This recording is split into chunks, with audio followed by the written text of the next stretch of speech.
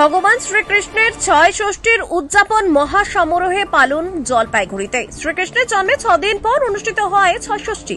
আর সেই ছয় ষষ্ঠী উপলক্ষে প্রতি বছর নয়াবস্তিতে অবস্থিত শ্রী শ্রী লক্ষ্মীনারায়ণ মন্দিরে মহাসমারোহে এই দিনটি উদযাপন করা হয়। এইবারও 56 ভোগ দিয়ে শ্রীকৃষ্ণের ছয় ষষ্ঠী উৎসব পালন হয়।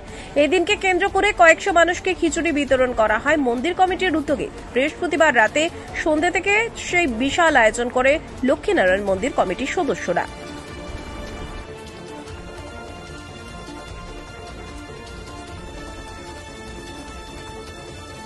আজকে ছয় ষষ্ঠী ভগবান কৃষ্ণের ছয় ষষ্ঠী প্রত্যেক বছরই পালন করা হয় 6 দিন পর।